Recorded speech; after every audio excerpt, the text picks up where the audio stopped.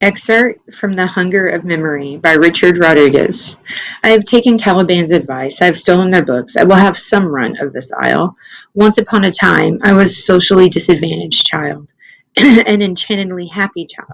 Mine was a childhood of intense family closeness and extreme public alienation. 30 years later, I write this book as a middle class American man, assimilated. Dark skinned to be seen at Belgravia dinner party or in New York, exotic in a tuxedo, my face is drawn to severe Indian features, which would pass notice on the page of National Geographic. But at a cocktail party in Bel Air, somebody wonders, have you ever thought of doing any high fashion modeling? Take this card. In Beverly Hills, would this monster make a man? A lady in a green dress asked, didn't we meet at Thompson's party last month in Malibu? And what do you do, Mr. Rodriguez? I'm a writer. I write, a part-time writer. When I began this book 5 years ago, a fellowship bought me a year of continuous silence in my San Francisco apartment, but the words wouldn't come. The money ran out, so I was forced to take temporary jobs. I have friends who, with a phone call, can find me well-paying work. In the past months, I have found myself in New York and Los Angeles working with money, among people with money, and at leisure, a weekend guest in Connecticut at a cocktail party in Bel Air. Perhaps because I've always accidentally been a classmate to children of rich parents, I long ago came to assume my association with the world, came to assume that I could have money, if it was money I wanted. But money, big money, has never been the goal of my life. My story is not a version of Sammy Glick's. I work to support my habit of writing. The great luxury of my life is the freedom to sit at this desk. Mr.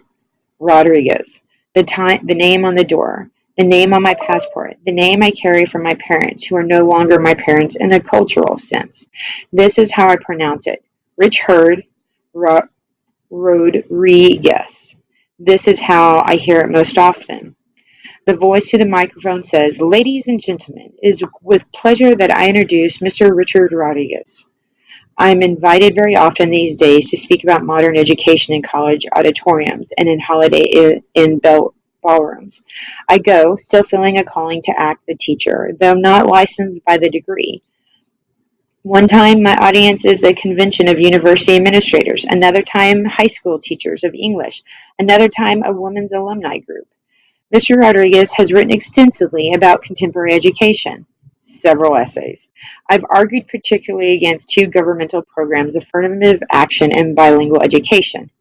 He is a provocative speaker.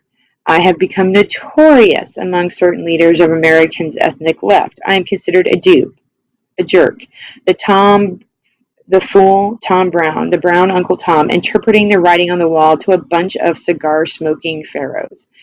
A dainty white lady at the women's club luncheon approaches the podium after my speech to say, after all, wasn't it a shame that I wasn't able to use my Spanish in school? What a shame. But how dare her lady-fingered pieties extend to my life?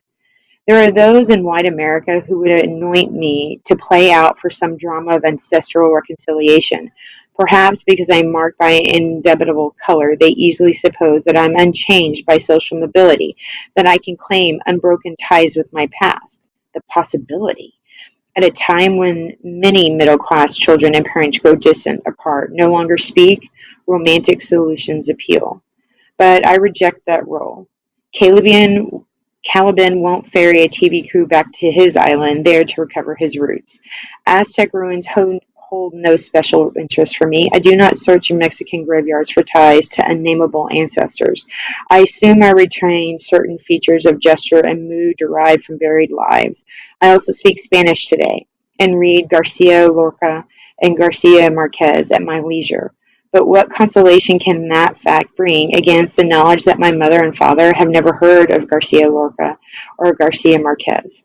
What preoccupies me is immediate. The separation I endure with my parents is a loss. This is what matters to me. The story of my scholarship boy who returns home one summer from college to discover bewildering silence facing his parents. This is my story, an American story. Consider me, if you choose, a comic victim of two cultures. This is my situation. Writing these pages, surrounded in the room, I am in volumes by Montique and Shakespeare and Lawrence. They are mine now. A Mexican woman pauses in a black dress. She wears a white apron. She carries a tray of hors d'oeuvres. She must be asking if there's anything I want as she proffers the tray like a wheel of good fortune. I shake my head. No. Does she wonder why I'm here in Bel Air? It is education that has altered my life, carried me afar.